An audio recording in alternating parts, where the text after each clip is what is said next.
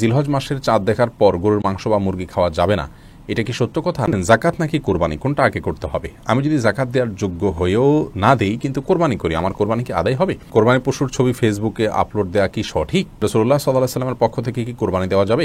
11 জন মিলে 2টা গরু কিনে সবাই মিলে ভাগ করে নিলে কি কোরবানি হবে? ঋণ করে কোরবানি করা যাবে কিনা? আকিকার পশু জবেহ না করে মূল্য একজনকে দিলে কি হবে? আমরা আর বিলম্ব না করে চলুন আপনাদের গুরুত্বপূর্ণ প্রশ্নগুলোর উত্তর দেওয়ার আলোকিত ভুবনে প্রবেশ করি। এমডি মেহেদি হাসান, আপনি জানতে চেয়েছেন জাকাত নাকি কোরবানি, কোনটা আগে করতে হবে? আমি যদি জাকাত দেওয়ার যোগ্য হয়েও না দেই কিন্তু কোরবানি করি, আমার কোরবানি কি আদায় হবে? দেখুন, জাকাত এবং কোরবানি দুটি পৃথক ইবাদত। আপনি যদি জাকাত না দেন তার জন্য অপরাধ হবে, কোরবানি না দিলে তার জন্য ভিন্ন অপরাধ হবে। কেউ জাকাত দিচ্ছেন না, সেটা অনেক বড় অপরাধ তিনি করছেন, কিন্তু জাকাত না দিয়ে কেউ যদি কোরবানি করেন তাহলে ব্যাপারটা এরকম হয়ে গেল যে আমি তুলনামূলক অনেক গুরুত্বপূর্ণ কাজ বাদ দিয়ে কম গুরুত্বপূর্ণ কাজ করলাম। অনেকটা বলতে পারেন লুঙ্গি খুলে পাগড়ি পরার মতো। কারণ আপনি অর্থ খরচ করে জাকাত দিচ্ছেন না, জাকাত গরিবকে পরিপূর্ণ দিয়ে দিতে হবে হয়তো সেই কারণ থেকে। আবার কোরবানি দিচ্ছেন, কারণ কোরবানি গোশত আপনি আহরণ করবেন, নিজের বাসায় উঠবে, সেজন্য হয়তো দিচ্ছেন। আল্লাহ মাফ করুক, সবারই উদ্দেশ্য থাকবে এমনটাই নয়, কিন্তু এরকম উদ্দেশ্য থাকতে পারে অনেকের। তো এরকম যদি হয় তাহলে এটাতে কোরবানি নয়, এটা নিছক গোশত খাওয়ার উৎসব। এই কোরবানি তো কোরবানি হবে না। আর যদি এমন হয় যে তিনি জাকাতটা দিয়ে থাকেন, এখন হয়তো এবছরে জাকাত দেন নাই বা দিবেন, এরকম হয়, তাহলে সেক্ষেত্রে তিনি অবশ্যই কোরবানি দিতে পারেন। এবং কোরবানি যেহেতু একটা নির্দিষ্ট সময়ের মধ্যেই দিয়ে ফেলতে হবে, অতএব এটি দিয়ে পরবর্তীতে তুমি যত দ্রুত সম্ভব তার জাকাত তিনি আদায় করে দিতে পারবেন। তামান্না আফরোজ জানতে চেয়েছেন রাসূলুল্লাহ সাল্লাল্লাহু আলাইহি ওয়াসাল্লামের পক্ষ থেকে কি কোরবানি দেওয়া যাবে? রাসূলুল্লাহ সাল্লাল্লাহু আলাইহি ওয়াসাল্লামের পক্ষ থেকে কোরবানি দেওয়া যাবে, যেমনটি আলী রাদিয়াল্লাহু তাআলা আনহু দিতেন। বাইহাকী সহ বিভিন্ন হাদিসের কিতাবে বর্ণিত হয়েছে যে নবী করিম সাল্লাল্লাহু আলাইহি ওয়াসাল্লামের ওফাতের পরে তিনি কোরবানি দিতেন এবং তিনি বলেছেন যে নবী সাল্লাল্লাহু আলাইহি ওয়াসাল্লাম আমাকে ওসিয়ত করেছেন, অতএব তার পক্ষ থেকে কোরবানি দেওয়া যাবে। এমডি বোরহানুদ্দিন জানতে চেয়েছেন 11 জন মিলে 2টা গরু কিনে সবাই মিলে ভাগ করে নিলে কি কোরবানি হবে? 11 জন মিলে যদি কোরবানি করেন 2টি গরু, তাহলে সেক্ষেত্রে তাদের কোনটাতে কতজনের ভাগ আছে এটিকে নিরূপণ করতে হবে। যদি এমন হয় যে সবগুলোতেই 50-50 করে তারা ভাগ করেন, তাহলে কোরবানি বিশুদ্ধ হবে না। কারণ হলো সেক্ষেত্রে একটা গরুতে সর্বোচ্চ 7 ভাগ করা যায়। তারা 11 জন মিলে যদি 2টা গরু করেন, তাহলে তাদের 2টা গরুতে হলো আপনার 11 ভাগ। 11 ভাগ হলে আপনার তারা একটা গরুতে মানে এখানে ভাগটা সুষম হচ্ছে না। তার মানে আপনার যদি 5 ভাগ করে হয় একটা গরুতে, তাহলে সেটি একটা বিষয় হয় 10 জন।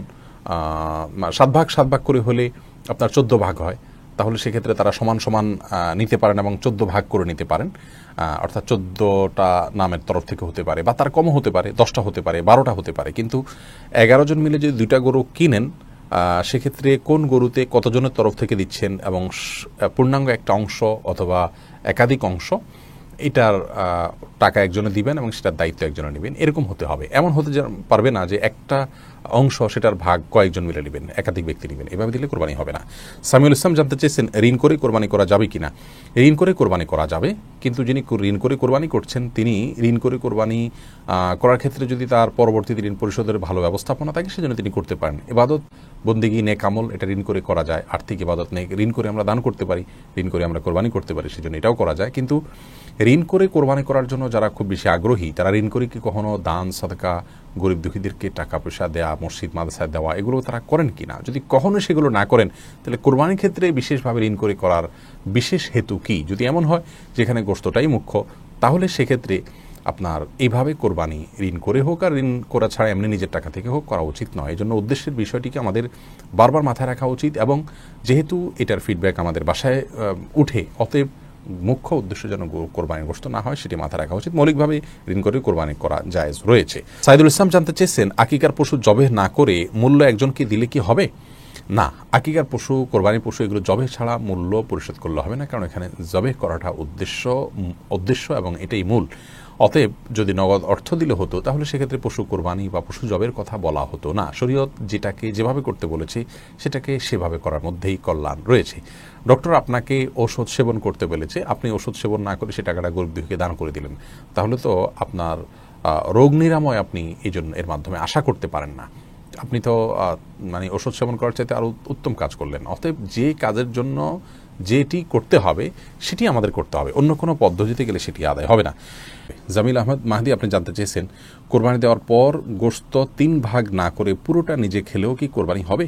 কোরবানি গোশত কি 3 ভাগ করে 1 ভাগ গরিবদের দেওয়া জরুরি, নাকি পুরোটা নিজেরাও খাওয়া যাবে? জামিল মাহদি, কোরবানির গোশতের 3 ভাগ করা এটা আবশ্যক নয়, মুস্তাহাব। আল্লাহ রাব্বুল আলামিন কোরআন কারীমে যেহেতু 3টা শ্রেণীর কথা বলেছেন, ফাকুলু মিনহা ওয়া আত'আমুল কানিআ ওয়াল মু'তাররা, অন্য আয়াতে আল্লাহ বলেছেন ফাকুলু মিনহা ওয়া আত'আমুল বাঈসাল ফাকির। তো এই নির্দেশনাগুলো থেকে বোঝা যায় যে আল্লাহ রাব্বুল আলামিন 3টা শ্রেণীতে আমাদেরকে আপনার কোরবানি গোশতকে বন্টন করার জন্য নির্দেশনা দিয়েছেন, কিন্তু এটি কোনো আবশ্যিক নির্দেশ নয়। যার কারণে কেউ যদি এটাতে একটু হেরফের করেন, যেমন নিজে একটু বেশি রাখলেন, গরিবকে একটু কম দিলেন, অথবা গরিবকে একটু বেশি দিলেন, নিজে কম রাখলেন, অথবা সবগুলো গরিবকে দিয়ে দিলেন বা প্রতিবেশীকে দিয়ে দিলেন, তাতে কোরবানি হয়ে যাবে। একটু হেরফের করলেও কোরবানি হয়ে যাবে। এটার সাথে কোরবানি শুদ্ধ অশুদ্ধ হওয়ার বিষয়টি আসলে নির্ভর করে না, আমরা এটাকে যতটা খুব সিরিয়াসলি দেখি। এমনি ফারুক হোসেন খন্দকার আপনি জানতে চেয়েছেন, কোরবানির পশুর ছবি ফেসবুকে আপলোড দেওয়া কি সঠিক? কোরবানির পশুর ছবি ফেসবুকে আমরা আজকাল আপলোড দিয়ে থাকি, এবং শুধু আপলোড দেওয়াই নয়, কয়েক দফায় আমরা আপলোড দিয়ে থাকি। কোরবানির পশু কিনতে যাওয়ার সময়, কিনে আনার পর, জবের পর, গোশত আহরণের পর, খাওয়ার সময় সেলফি বা সাধারণ ছবি তোলা, এগুলো করে করে আমরা সোশ্যাল মিডিয়াতে সেগুলোকে প্রচার করে থাকি, এবং এটিকে আমরা করে থাকি অনেকটা বিনোদনের অংশ হিসাবে। সন্দেহ নাই সুস্থ বিনোদনের যে জায়গাগুলো সেগুলো আজকাল অনেক বেশি সংকীর্ণ হয়ে গেছে, যার কারণে একটি ইবাদত সেটিকে, বিশেষ করে যার সঙ্গে আনন্দ এবং উৎসবের বিষয়টি রয়েছে ইসলামিক দৃষ্টিকোণ থেকেই, সেটিকে আমরা নিয়ে যদি আনন্দ করি তাহলে এটাকে অনেকেই মনে করেন যে খুব বেশি দর্শনীয় কিছু নয়।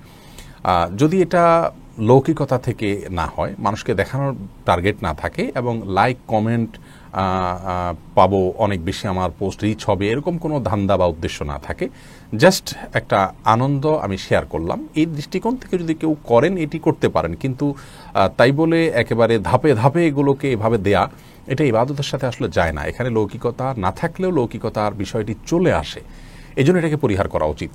আমাদের দেশের ওলামা ইকরাম যেরকম এটিকে উৎসাহ দেন না, এবার নিরুৎসাহিত করে থাকেন, একইভাবে আরবিয়ান স্কলাররাও এবার নিরুৎসাহিত করে থাকেন।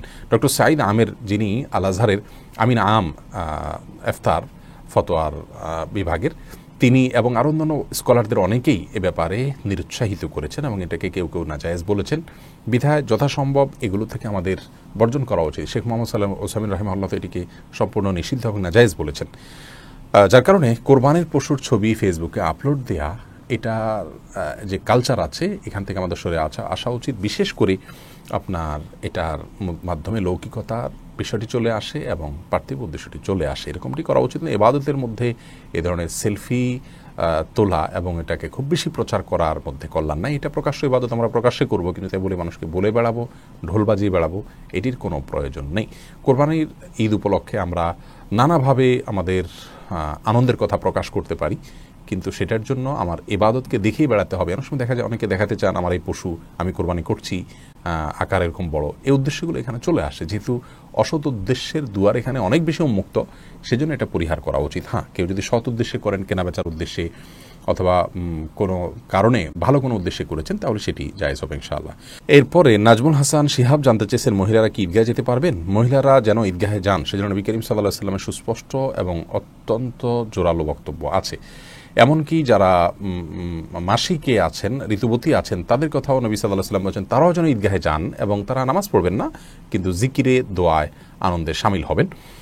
আবার যাদের পর্দা করে যাওয়ার ব্যবস্থা নেই, তাদেরকে বলা হয়েছে অন্যের পর্দার বা ওড়নার মধ্যে মাথা লুকিয়ে হলেও পর্দা করে তারা যেন যান। তার মানে নবী করিম সাল্লাল্লাহু আলাইহি ওয়াসাল্লাম মেয়েদেরকে আপনার ঈদগাহে যাওয়ার ব্যাপারে খুব বেশি উৎসাহ দিয়েছেন। সাধারণত 5 ওয়াক্ত বা জুমা বা অন্য নামাজগুলোতে মেয়েদের উপস্থিতির ব্যাপারে নবী করিম সাল্লাল্লাহু আলাইহি ওয়াসাল্লাম নিজেই নিরুৎসাহ করেছেন, তারা বাসায় নামাজ পড়বে, কিন্তু ঈদগাহের বিষয়টি নবী সাল্লাল্লাহু আলাইহি ওয়াসাল্লাম উৎসাহ দিয়েছেন। সেজন্য ঈদগাহে তাদের উপস্থিত হওয়া উচিত। যদিও আমাদের উলামা ইকরাম এটিকেও মাকরুহ বলেন, অপছন্দনীয় মনে করেন, কিন্তু আমরা হাদিসের এই গুরুত্বারোপের যে অনেক বেশি গুরুত্বারোপের যে ছাপ দেখতে পাই, যেটি 5 ওয়াক্ত সালাতের ক্ষেত্রে কখনোই নবী করিম সাল্লাল্লাহু আলাইহি ওয়াসাল্লাম থেকে পাওয়া যায় না, বরং বিপরীতটা পাওয়া যায়। এজন্য এই ক্ষেত্রে অন্তত মেয়েদের পৃথক পর্দার সাথে অবশ্যই ফিতনামুক্ত অবস্থায় তাদের জন্য ঈদের জামাতে শামিল হওয়ার ব্যবস্থা রাখা প্রয়োজন বলে আমরা মনে করি। বিনীতভাবে ওলামা ইকরামের কাছে আমার আবেদন, বিষয়টি যেন তারা পুনর্বিবেচনা করেন। অবশ্য সিনিয়র স্কলারগণ তারা আমাদের চেয়ে অনেক বেশি ওয়াকিফাল, আমরা শুধুমাত্র আমাদের দৃষ্টিভঙ্গিটা তুলে ধরলাম। ফাতেমা খাতুন জানতে চেয়েছেন, জিলহজ মাসের চাঁদ দেখার পর গরুর মাংস বা মুরগি খাওয়া যাবে না, এটা কি সত্য কথা? না, এটি সম্পূর্ণ ভুয়া এবং ভিত্তিহীন কথা, কুসংস্কারাচ্ছন্ন কথা। জিলহজ মাসের চাঁদ দেখা যাওয়ার সাথে আপনার গোশত খাওয়ার কোনো সম্পর্ক নেই। কেউ যদি মনে করেন যে আমি কোরবানি গোশতর আগে আর গোশত খাবো না, তাতে করে কোরবানি গোশতের প্রতি আমার আকর্ষণ তৈরি হবে, আল্লাহ রাব্বুল আলামিনের মেহমানদারি সেটাকে আমি খুব আগ্রহ ভরে অ্যাকসেপ্ট করব, সেটি তার ব্যাপার। কিন্তু জিলহজ মাসের চাঁদ দেখা গেলে আর কোনো গোশত খাওয়া যাবে না, এটি সম্পূর্ণ ভিত্তিহীন কথা।